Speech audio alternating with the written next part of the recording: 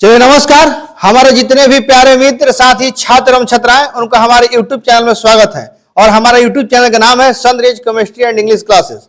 और जो भी विद्यार्थी इस चैनल से नए जुड़े हैं उनसे अनुरोध है कि इस चैनल को सब्सक्राइब कर लें तथा अपने दोस्तों के पास शेयर कर लें। और वीडियो अच्छा लगे तो कमेंट बॉक्स में कमेंट करके जरूर बताएं कि वीडियो आपको कैसा लगा। तो आइए आज टॉप 20 केमिस्ट्री के क्वेश्चन देखते हैं और शुरू करते हैं प्रश्न संख्या 1 से। देख रहे हैं पहला प्रश्न दिया हुआ है कि फॉर्मिक एसिड करे एसिटिक एसिड से अधिक तेज अम्ल है, करे फॉर्मिक एसिड ऑर्गेनिक एसिड है। पहला बात बाबू कि ऑर्गेनिक एसिड की बात कर लें कि अगर किसी भी यौगिक में कार्बन हाइड्रोजन और ऑक्सीजन जुड़ा हुआ है तो उस यौगिक को कहा जाता है ऑर्गेनिक यौगिक एसिड। ठीक है, तो पहला बात देखिएगा फॉर्मिक एसिड का सूत्र क्या होता है, HCOOH फॉर्मिक एसिड का सूत्र होता है। और दूसरा दिया हुआ है एसिटिक एसिड का सूत्र होता है CH3COOH। अब देखिए 2 नंबर कथन दिया है फॉर्मिक एसिड एक ऑर्गेनिक एसिड है। चलिए रियल बात है, कार्बन है, हाइड्रोजन है, ऑक्सीजन है, यानी ये कौन सा एसिड है, तो फॉर्मिक एसिड है। तो आर तो सही हो गया। दूसरा बात कर रहे थे फॉर्मिक एसिड एसिटिक एसिड से अधिक तेज अम्ल है। ठीक, अब देखिएगा हम जानते हैं अम्ल क्या करता है, H+ आयन देता है, यानी प्रोटॉन भी प्रदान करता है। अब रहा बात की अगर बात किया जाए फॉर्मिक एसिड, तो फॉर्मिक एसिड जो होता है आसानी से H+ आयन दे देता है, तो वो एसिटिक एसिड से तेज होता है। इसलिए एक भी कथन सही है और आर भी, मतलब दोनों सही है। तो देख लेते हैं ऑप्शन में दिया हुआ ए और आर दोनों सही है। चलिए बात तो सही है, आर ए का सही व्याख्या स्पष्टीकरण है नहीं। अब देखिए स्पष्टीकरण कहां है, यहां पर लिखना चाहिए था कि H+ आयन देता है, लेकिन यहां पर लिखा नहीं है, इसीलिए ऑप्शन नंबर 1 होगा नहीं। ऑप्शन नंबर 2 देख लेते हैं, करेक्ट ए और आर दोनों सही है किंतु आर ए का सही व्याख्या नहीं है। चलिए यही क्या होगा, वो सही इसका सही उचित रूप से वो व्याख्या नहीं कर रहा है, केवल एक फॉर्मिक एसिड के बारे में बात कर रहा है। यह था प्रश्न संख्या 1। अब देख लेते हैं प्रश्न संख्या 2।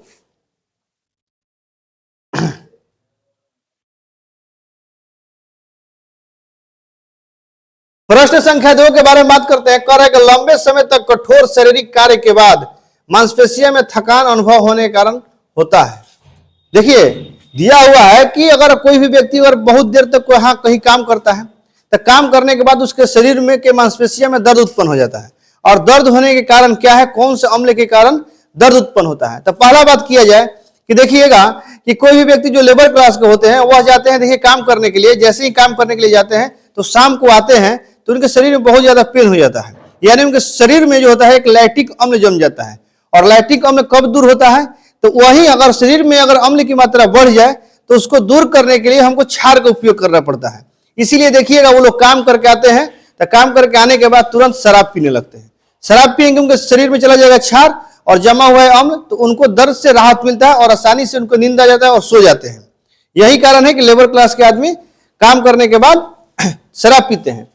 अब कह रहा है कि क्या होगा, ऑक्सीजन का पूर्ति की कमी, ये तो होगा नहीं बाबू।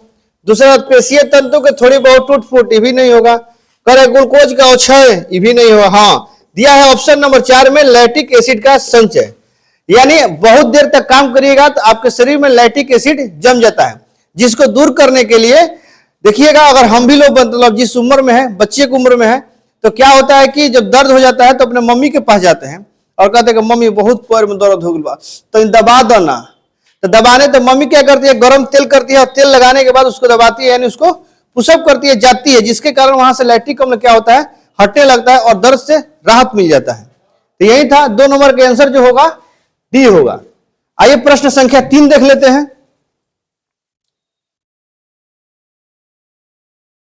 प्रश्न संख्या 3 में दिया हुआ है कि किस द्रव के एकीकृत होने पर मांसपेशियों का थकान का अनुभव होता है। देखिए यह कब का विज्ञान में पूछा हुआ है, यूपीपीसीएस में पूछा हुआ है, यूपी लोअर सब डिवीजन में पूछा हुआ है, यूपीपीसीएस 2010 में पूछा हुआ है। बहुत ही फेमस क्वेश्चन है और दिया हुआ है। अभी बताएं, इसके पहले इसका व्याख्या किए हैं कि कौन सा अम्ल होता है, तो लैक्टिक अम्ल होता है, यानी उसको इंग्लिश में कहा जाता है लैक्टिक एसिड कहा जाता है। इसीलिए 3 का भी आंसर क्या होगा, ए होगा। 3 का आंसर ए होगा। प्रश्न संख्या 4 देख लेते हैं।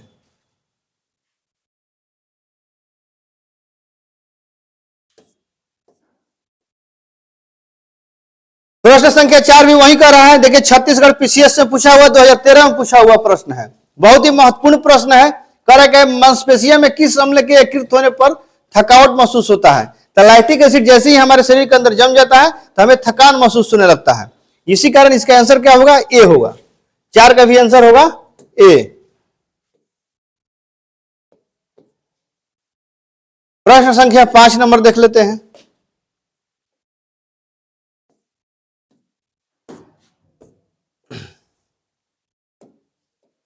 प्रश्न संख्या 5 दिया कि नींबू खट्टा किस कारण से होता है? नींबू खट्टा किस कारण से होता है? ऑप्शन 4 को बबुआ दिया हुआ है। पहला दिया है हाइड्रोक्लोरिक अम्ल के कारण, हाइड्रोक्लोरिक अम्ल कहा जाता है HCl। दूसरा दिया है एसिटिक अम्ल, तीसरा दिया है टार्टेरिक अम्ल और चौथा दिया हुआ है सिट्रिक अम्ल। अब देखिएगा हाइड्रोक्लोरिक अम्ल जो होता है वो हमारे आमाशय के अंदर होता है, हमारे पेट के अंदर होता है। ये तो ऑप्शन में होगा नहीं, तो ऑप्शन नंबर ए गलत हो जाएगा। दूसरा दिया हुआ है एसिटिक अम्ल के कारण, तीसरा दिया टार्टेरिक अम्ल, चौथा दिया है सिट्रिक अम्ल। अब देखिए जितने भी हम मतलब खाते हैं क्या कहिएगा, मतलब इमली खाते हैं तो इमली में पाया जाता है टार्टेरिक अम्ल, तो इसका तो आंसर हो जाएगा इमली, ये तो होगा नहीं। चौथा बात करते हैं सिट्रिक अम्ल। तो नींबू और संतरा में, नींबू और संतरा, नींबू और संतरे में अगर कोई अम्ल पाया जाता है तो उस अम्ल को कहा जाता है सिट्रिक अम्ल। और यह हमारे शरीर में विटामिन सी की आपूर्ति भी पूरी करती है। यही कारण है कि देखिएगा महिला लोग जाती है गोलगप्पा खाने के लिए और देखते हैं ज्यादातर इमली के पानी डाल दिया जाता है, और नहीं तो आज के लेटेस्ट युग में देखिएगा इमली के पानी कम कर दिया गया है, उसकी जगह पर नींबू का पानी दिया जाता है। ठीक है, इसका आंसर हो जाएगा डी। प्रश्न संख्या 6 देखते हैं।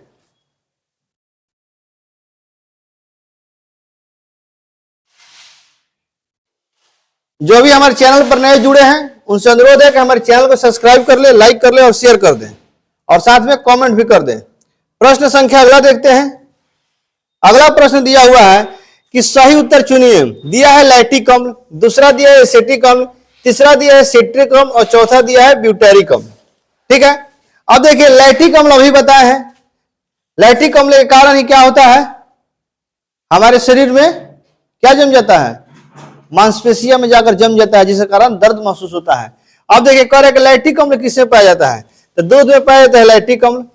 अब देखिए दूसरा दिया अभी बताया सिट्रिक अम्ल, सिट्रिक अम्ल पाया जाता है नींबू में, इसके ऊपर वाले प्रश्न बताए हैं। अगला दिया है ब्यूटेरिक अम्ल, तो जितना भी हम मतलब मक्खन वाला चीज खाते हैं उसी को कहा जाता है ब्यूटेरिक अम्ल, उसमें पाया जाता है ब्यूटेरिक अम्ल। इसी कारण इसका आंसर क्या होगा, डी का आंसर हो जाएगा दुग्धयुक्त मक्खन। और चौथा बचा एसिटिक अम्ल, जितने भी अचार खाते हैं उसमें पाया जाता है सिरका। बउआ हो, हम लोग जाते हैं होटल में, तो होटल में जो प्याज देता है उसमें सिरका डाल कर देता है।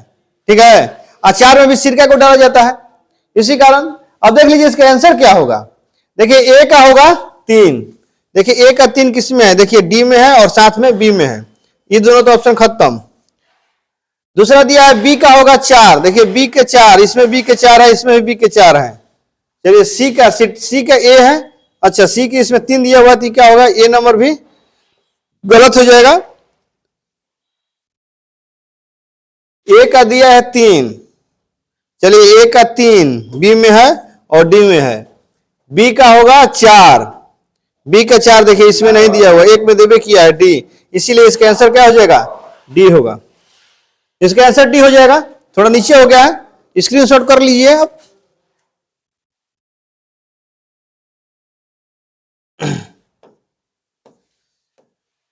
आइए प्रश्न संख्या 8 देखते हैं। प्रश्न संख्या 8 फिर वही दिया हुआ है, अभी बताया है कि ब्यूटेरिक अम्ल पाया जाता है मक्खन में, पाया जाता है एसिटिक अम्ल, सिट्रिक अम्ल पाया जाता है नींबू में पाया जाता है, और दिया है लैक्टिक अम्ल, तो लैक्टिक अम्ल पाया जाता है दूध में, और एसिटिक अम्ल तो एसिटिक अम्ल पाया जाता है सिरका में। वही मिलान कर देंगे। ए का हो जाएगा 3, देखिए ए का 3 इसमें है और इसमें है। बी का हो जाएगा 4, इसमें भी 4 है, इसमें भी 4 है। सी का होगा 2, सी का होगा 1, ये तो गलती हो जाएगा, सी का 1, यानी इसीलिए इसका आंसर हो जाएगा बी हो जाएगा, यानी 8 नंबर का आंसर हो जाएगा बी। अति महत्वपूर्ण प्रश्न है सभी एग्जाम के लिए, चाहे क्लास 12 का एग्जाम हो, चाहे कंपटीशन के एग्जाम हो, हर कंपटीशन के एग्जाम में भी पूछता है, क्लास 12 में भी पूछता है। ठीक है, प्रश्न संख्या 8 हो गया। अब प्रश्न संख्या 9 देखते हैं।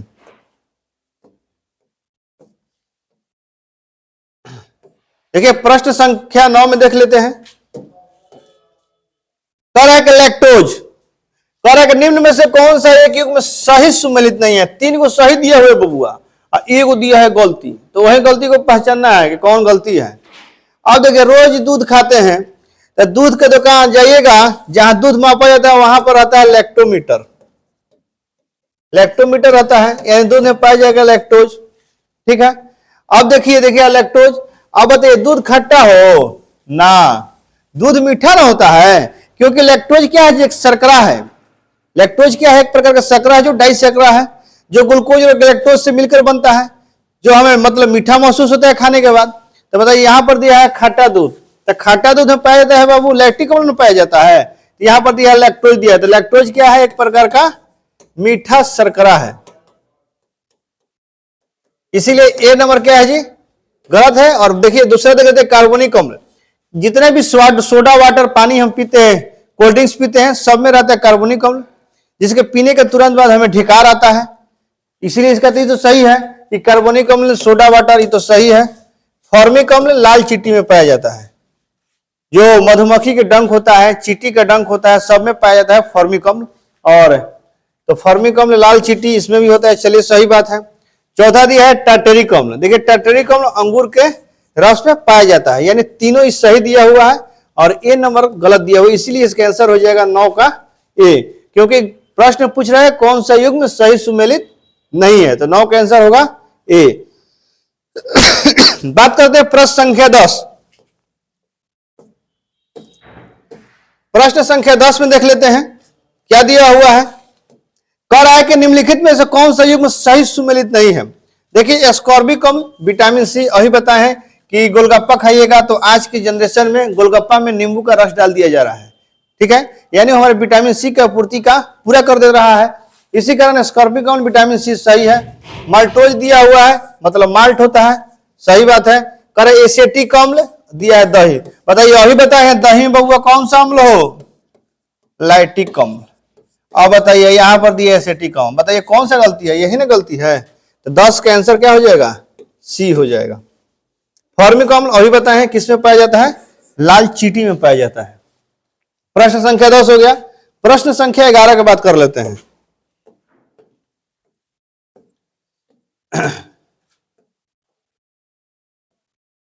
प्रश्न संख्या 11 कह रहा है कि सूची 1 और सूची 2 को सुमेलित कीजिए। कह रहा है कि दिया हुआ है सब में मिलान करना है। एकदम आसान प्रश्न है, पूरा प्रश्न को बता दिए हैं।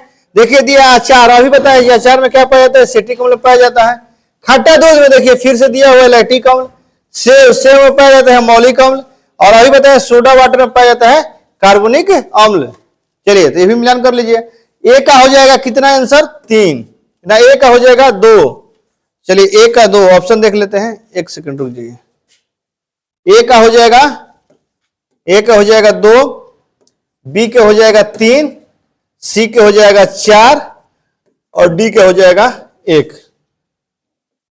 अब देखिए 1 2 जी तो होगा नहीं, अंत में 1 4 3 2, ऑप्शन नंबर बी, इसका आंसर हो जाएगा बी। देखिए दिया हुआ है 2 3 4 1, देखिए दिया हुआ है आंसर 2 3 4 1। अगला प्रश्न देख लेते हैं, प्रश्न संख्या 12। चलिए 12 के बारे में बात कर लेते हैं। कह रहा है कि निम्नलिखित में से कौन सा सही सुमेलित नहीं है। देखिए यूपीपीसीएस से पूछा हुआ है, 2021 से पूछा हुआ है। बवर कह रहा है कि सिरका में उपस्थित अम्ल, अभी बताया सिरका में कौन सा अम्ल उपस्थित होता है? एसिटिक अम्ल। चलिए तो बात सही दिया हुआ है, एक सही दे दिया है। चलिए हड्डी में उपस्थित होगी कैल्शियम फास्फेट। चलिए बाबू एकदम सही बात, हमारे हड्डी में पाया जाए कैल्शियम और फास्फेट। अगर हमारे शरीर में कैल्शियम की कमी होता है तो हमारे हड्डी है जो चोय चोय करने लगता है, दर्द करने लगता है। ठीक है, तो चलिए ये भी बात सही है कि हड्डी में उपस्थित होगी कौन सा है? कैल्शियम है। करे दूध का खट्टा होना, अभी बाबू बताए हैं कि दूध का खट्टा होने के कारण क्या है? उसमें लैक्टिक अम्ल होता है। अब देखिए वो यहां पर दे दिया नाइट्रिक अम्ल, होगा हो ना। 12 का सी नंबर जो प्रश्न दिया है गलती दिया है। करेगा अमाशय के रस में उपस्थित अम्ल, अमाशय हमारे पेट के अंदर होता है और उसमें पाया जाता है हाइड्रोक्लोरिक अम्ल, इसीलिए डी भी सही है, ए बी भी सही है और ए भी सही है।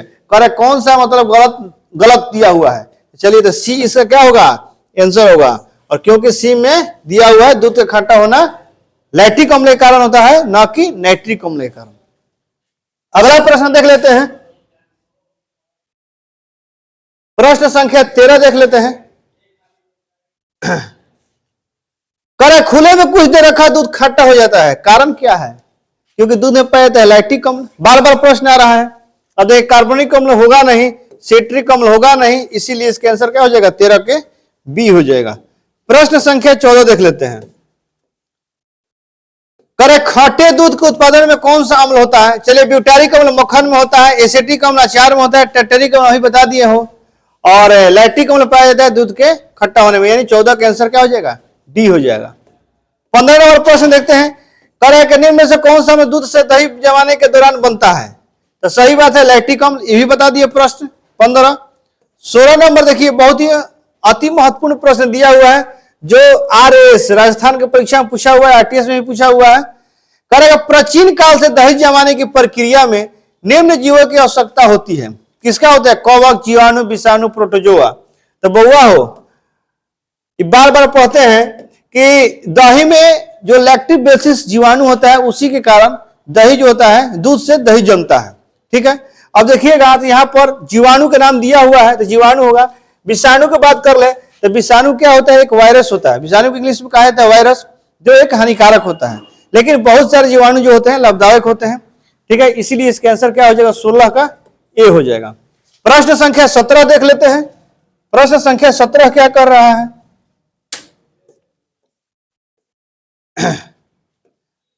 करक अंगूर में प्रचुर मात्रा में पाए जाने वाला ऑर्गेनिक अम्ल है। चलिए ऑर्गेनिक अम्ल पूछ रहा है कौन सा है। बउआ अभी बताया कि मौलिक अम्ल पाया जाता है सेव में, सेव में पाया जाता है।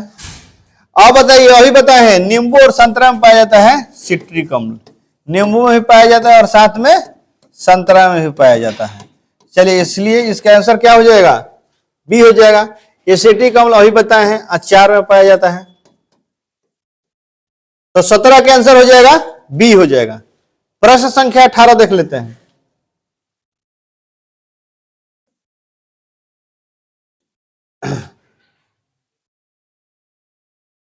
दिया है बाबू कि मानव पोषण के लिए टमाटर बहुत स्रोत है। टमाटर में कौन सा अम्ल पाया जाता है। तो बचपने से लाइक कहीं से वो पढ़ेंगे टमाटर में कौन सा पाया जाता है अम्ल, तो उसमें पाया जाता है ऑक्जेलिक अम्ल पाया जाता है। ठीक है, मेथनोइक अम्ल होगा नहीं, सिट्रिक अम्ल तो बताइए दिए नहीं होगा, एसिटिक अम्ल अचार में, सिट्रिक अम्ल नींबू और संतरा में, और मेथनोइक अम्ल मधुमक्खी और चींटी के डंक में पाया जाता है, जबकि ऑक्जेलिक अम्ल पाया जाता है टमाटर के बहुत स्रोत में। ठीक है, तो आज के लिए इतना ही, और आपको वीडियो कैसा लगा इसको कमेंट बॉक्स में जरूर बताइएगा, और आप चैनल पर नए जुड़े हैं तो हमारे चैनल को सब्सक्राइब कर लीजिएगा, और हमारे चैनल का नाम है sunrise chemistry and English classes. ठीक है, तो आज के लिए इतना ही, तब तक लेते हैं विदा और फिर मिलते हैं कल इसी जोश और उमंग के साथ अगला टॉप 20 क्वेश्चन के साथ। धन्यवाद।